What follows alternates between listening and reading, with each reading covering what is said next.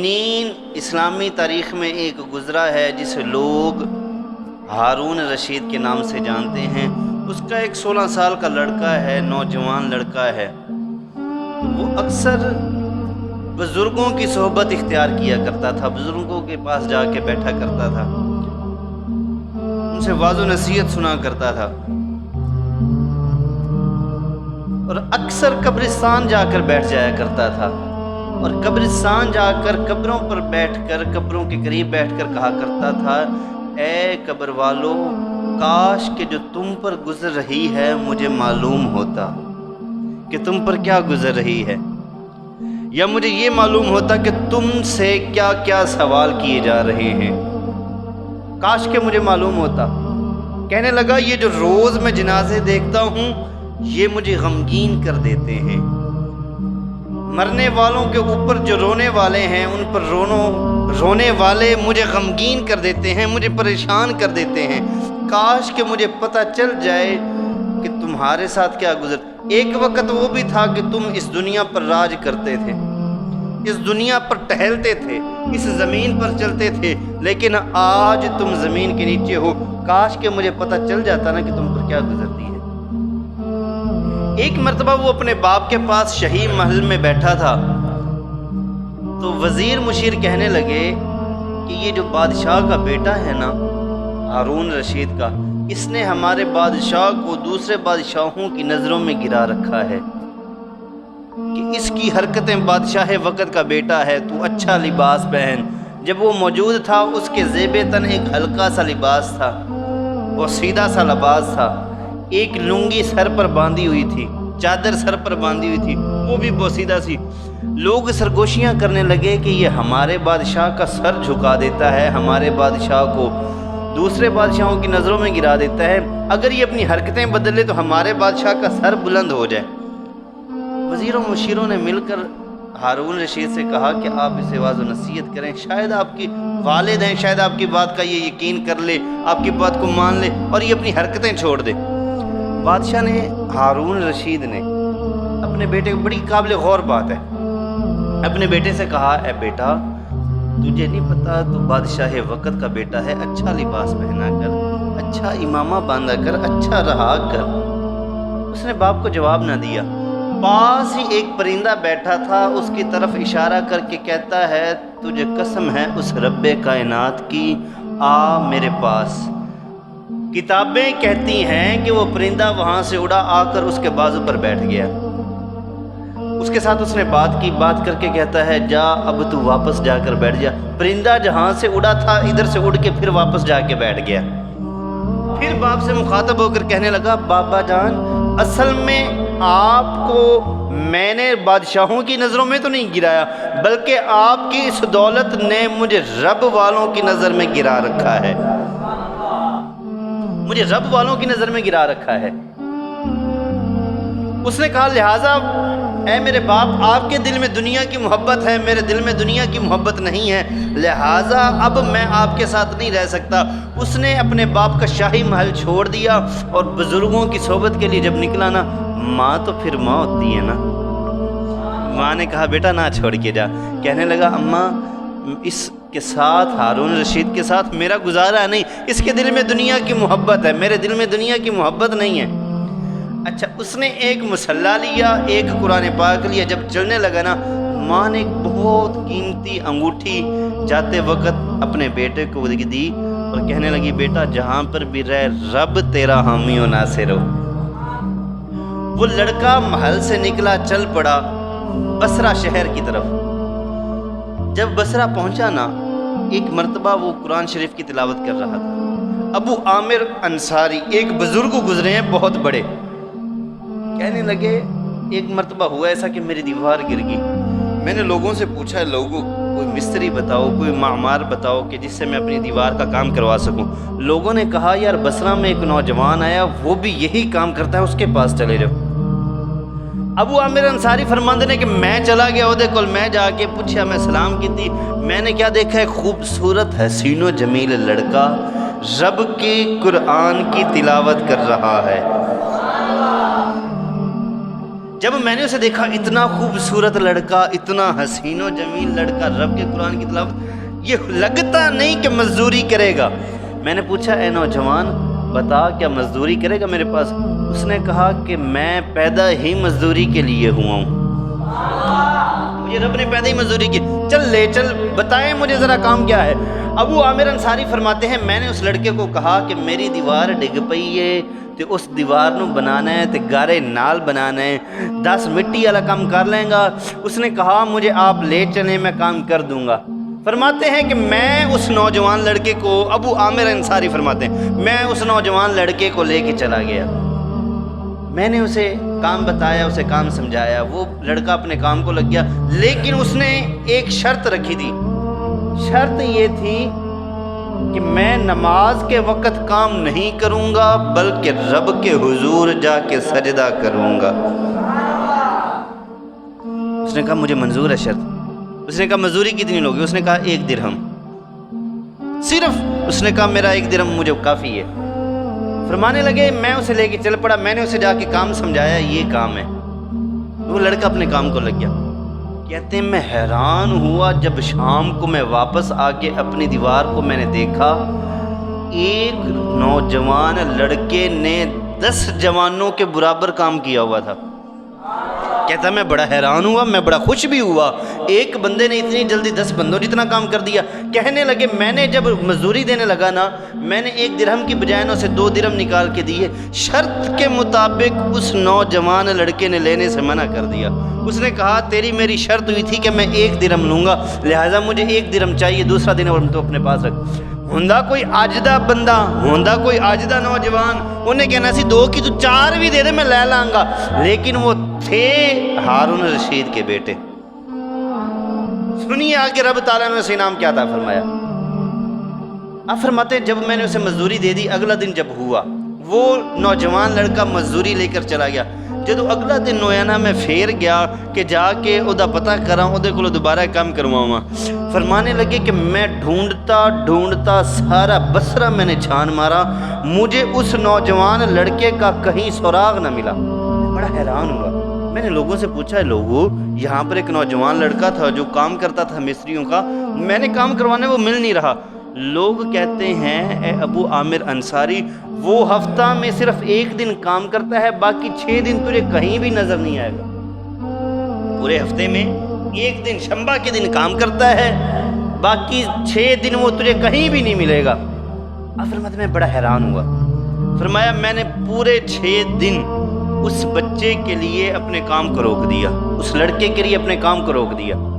فرماتے ہیں جب 6 دن گزرے نا، 7واں دن آیا، میں پھر گیا، وہ بچہ وہیں پر مصلی بچھا کر رب کے قرآن کی تلاوت کر رہا ہے۔ میں نے جا کے پھر سلام کیا، اس نے سلام کا جواب دیا، اس نے مجھے پہچان لیا۔ میں نے کہا اے نوجوان سنا کم دا موڈ ہے یو؟ انہیں آکھیا آئے مزدوری واسطے ہیں۔ کہنے لگا میں مزدوری کروں گا۔ پھر اس نے وہی شرط کہ جب نماز کا ٹائم ہوگا میں کام چھوڑ دوں گا، اپنے رب کے حضور جا کے سجدہ کروں گا۔ عامر انصاری فرماتے ہیں ٹھیک ہے مجھے یہ شرط منظور ہے، چل پڑے کام پر۔ ابو عامر انصاری فرماتے ہیں پچھلے ہفتے جب اس نے کام کیا میں حیران اس بات سے تھا کہ ایک نوجوان 16 سالہ لڑکا 10 بندوں کے برابر کام کر بھی گیا تو کیسے کر گیا؟ کہتے ہیں اس بات نے مجھے بڑا حیران کیا۔ فرماتے ہیں جب میں اسے اپنے کام پر لے گیا، میں نے دیوار کے پاس جا کے اسے چھوڑا کہ یہ کام جہاں پر چھوڑا تھا وہیں سے پھر شروع ہو جاؤ۔ فرمانے لگے اس مرتبہ میں نے ارادہ کیا کہ اس لڑکے کو چھپ کر دیکھوں کہ یہ کام کرتا کیسے ہے۔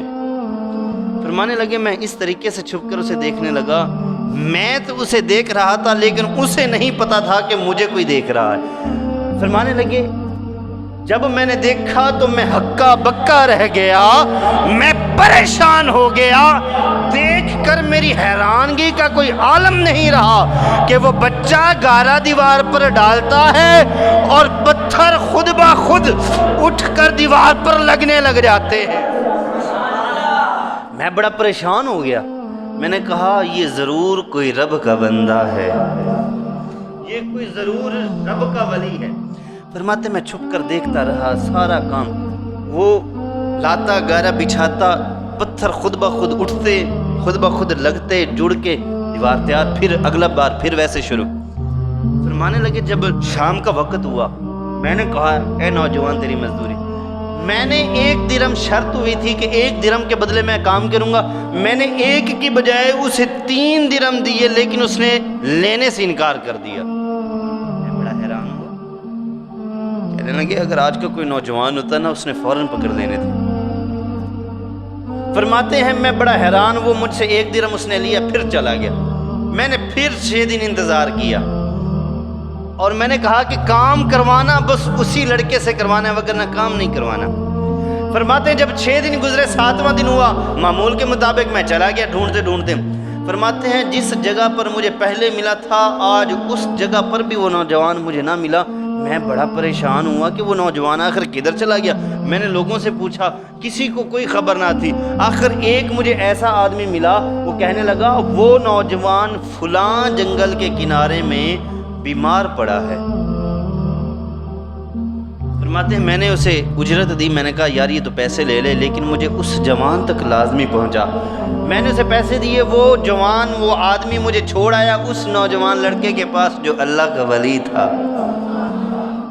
فرماتے ہیں میں نے جا کے دیکھا زمین پر لیٹا ہوا ہے، اللہ اکبر، سر کے نیچے اینٹ کا ٹکڑا ہے، زمین پر لیٹ، فرش زمین، بستر زمین ہے اور تکیہ اینٹ کا ٹکڑا ہے۔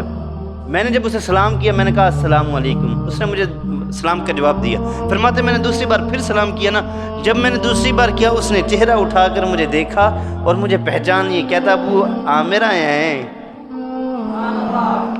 کہنے لگا ابو عامر پھر آئے ہو؟ جی میں پھر آیا ہوں، کام کروانا ہے۔ آپ فرماتے ہیں جب میں اس کے قریب گیا نا، میں نے دیکھا انتہائی شدید بیمار، یوں لگتا تھا کہ اس اللہ کے بندے کا آخری وقت آ چکا ہے۔ فرماتے ہیں میں نے جلدی جلدی ان کا سر زمین میں سے اٹھا کر اپنی گود میں رکھ لیا اور مجھے کہنے لگا اے ابو عامر، اس دنیا پر یقین نہ کرنا، اس دنیا نے کبھی کسی کے ساتھ وفا نہیں کی۔ فرمانے لگا اے ابو عامر، اس دنیا کی رنگینیوں میں نہ لگ جانا، اس دنیا کی حسین وادیوں میں نہ کھو جانا، اس دنیا کی کہکشاؤں میں نہ کھو جانا، اس دنیا نے کبھی کسی کے ساتھ وفا نہیں کی۔ کہنے لگے میں بڑا حیران ہوا، پھر کہنے لگے اے ابو عامر انصاری، اس سے پہلے کہ مجھے موت آ جائے، فرشتہ اجل آ جائے، میری ایک نصیحت سن لو، اس پر عمل کر لینا۔ عرض کرنے لگے، ابو عامر نے کہا جی بتائیں۔ اس نوجوان لڑکے نے کہا کہ جب میں مر جاؤں نا، اسی لباس میں غسل دے کے مجھے دفنا دینا۔ ابو عامر انصاری کہنے لگے کہ اگر آپ مجھے حکم کریں تو میں آپ کے لیے کیا اپنے محبوب کے لیے نیا کفن بھی نہیں خرید سکتا؟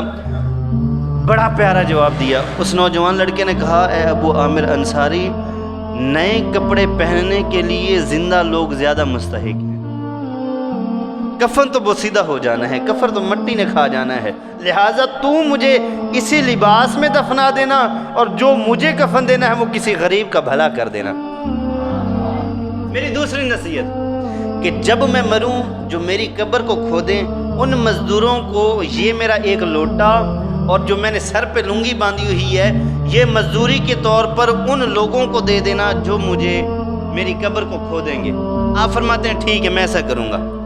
فرماتے ہیں یہ قرآن اور یہ انگوٹھی جو میری ماں نے مجھے آتے ہوئے دی تھی، یہ جا کر خلیفہ ہارون رشید کو دے دینا، اللہ اکبر، اور جا کے کہنا ایک پردیسی لڑکا تجھے سلام کہتا ہے، ایک پردیسی لڑکا تجھے سلام کہتا ہے اور یہ انگوٹھی اور قرآن تجھے امانتاً واپس کرتا ہے۔ فرمانے لگے لیکن اس بات کا ابو عامر خیال رکھنا، یہ انگوٹھی اور قرآن ہارون رشید کو خود اپنے ہاتھوں سے دینی ہے۔ فرماتے ہیں جب اس نے یہ بات کہی اس کی روح قفس انصری سے پرواز کر گئی اور خالق حقیقی سے جا ملا۔ فرماتے ہیں میں نے نصیحت کے مطابق غسل دیا، اسی لباس میں نے دفنا دیا اور مزدوری کے طور پر میں نے وہ لوٹا اور لنگی قبر کھودنے والوں کو دے دی۔ فرمانے لگے اب میں نکل پڑا، میں نے سفر کیا۔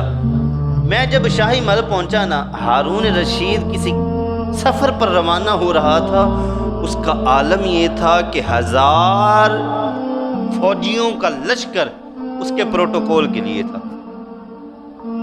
فرماتے ہیں یوں تو میری کسی نے بات نہیں سننی۔ ابو عامر انصاری فرماتے ہیں میں اونچی جگہ پر کھڑا ہو گیا۔ جب میں نے نکلا، ایک فوج کا دستہ نکلا، پھر دوسرا نکلا، پھر درمیان میں ہارون رشید امیر المؤمنین، اس کی سواری نکلی۔ جب سواری نکلی نا، میں نے زوردار آواز کی، اے ہارون رشید، تجھے کوئی پردیسی لڑکا سلام کہتا ہے۔ فرماتے ہیں جب میں نے یہ بات کی، ہارون رشید چونک گیا، اس نے فوراً مڑ کے دیکھا۔ ابو عامر انصاری فرماتے ہیں میں نے کہا، اے خلیفۃ المؤمنین، آپ کو قسم ہے رسول اللہ کی قرابت اور رشتہ داری کی، ذرا میری بات لازمی سننا۔ آپ نے سپاہیوں کو حکم دیا اس آدمی کو میرے پاس لایا جائے۔ ابو عامر انصاری جب پہنچے تو انہوں نے قرآن اور وہ انگوٹھی جو اس کی ماں نے دی تھی پیش کی۔ ہارون رشید کی آنکھوں سے پانی جاری ہو گیا، آنسو جاری ہو گئے۔ کچھ دیر کے لیے اس نے سر جھکا لیا۔ اس نے فوجیوں سے کہا اسے شاہی محل میں رکھا جائے، اسے کھانے کا بندوبست کیا جائے، جب میں واپس آؤں گا پھر اسے ملوں گا۔